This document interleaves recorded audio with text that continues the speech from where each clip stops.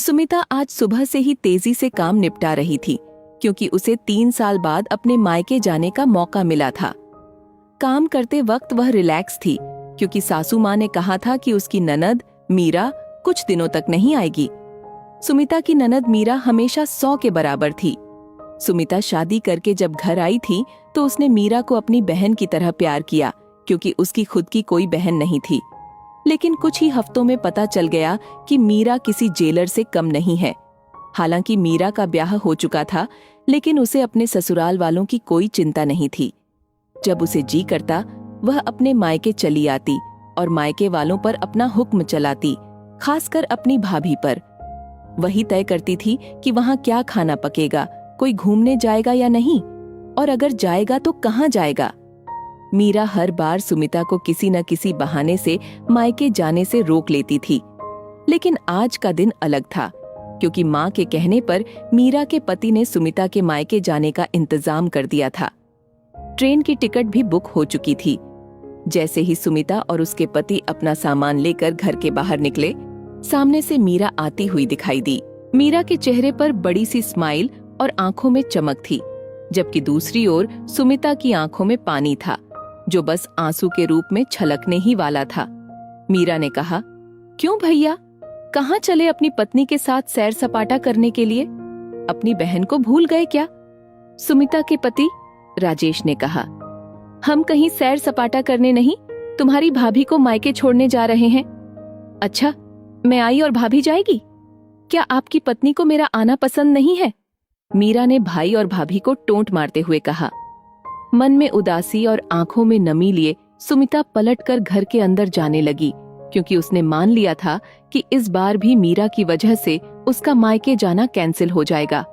लेकिन तभी उसकी सास सुशीला आई और बोली, तुम दोनों अभी तक रेलवे स्टेशन नहीं गए, क्या गाड़ी के पीछे दौड़ते हुए जाओगे?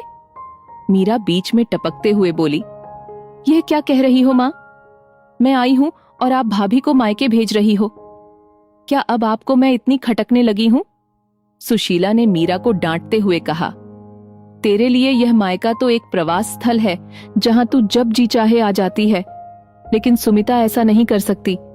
वह तो जब जाना चाहिए तब भी मायके नहीं जाती, इसलिए उसका मायके जाना बहुत जरूरी है। मैं तेरे या मेरे या किसी और की वजह से उसका इस बार मायके जाना बिल्कुल रद्द नहीं होने दूंगी। पहले यह बता, तू तो कुछ दिनों के लिए नहीं आने वाली थी, फिर कैसे आ गई? मैंने तो ऐसे ही कह दिया था। मैं देखना चाहती थी कि मेरे ना आने से भैया खुश होता है कि मुझे बुलाता है। मीरा ने कहा, हाँ हाँ, क्यों नहीं, कोई बुलाए या ना बुलाए, पर्यटन स्थल पर तो हर कोई जा सकता है। अब की बार मेरी बहू को उसके पर्यटन स्थल यानी मायके जाने दे। उसने सिर्फ अपने भाई की शादी देखी है और अब तो उसके भाई को बच्चा भी हो गया है। उसका मुंह तक नहीं देखा उसने। उसे भी अपने हिस्से का सुख भोगने दे। सुशीला ने मीरा को फटकारते हुए और सुमिता की साइड लेते हुए कहा। अपनी सास के मुंह से अपने लिए ऐसे शब्द सुनकर सुमिता की आंखें छलक गईं। उसने अपनी सास को गले से लगा लिया। सुशीला ने कहा, बहुत हो गया प्यार, जल्दी जाओ वरना ट्रेन छूट जाएगी। अपनी माँ का बदला हुआ रूप देखकर मीरा बहुत हैरान थी। उसे यकीन नहीं हो रहा था कि यह वही माँ है जो हमेशा उसका पक्ष लेती थी, चाहे बहू सही हो या गलत। वहीं सुशीला अपने मन में अपनी उस दोस्त को धन्यवाद दे रही थी जो कुछ दिन पहले उसके घर आई थी और जाते जाते उसकी आंखें खोल गई थीं। सहेली ने उसे बताया था कि उसे अपनी बेटी के मोह को छोड़ देना चाहिए, वरना वह अपनी बहू और बेटे के मन में अपनी इज्जत खो देगी।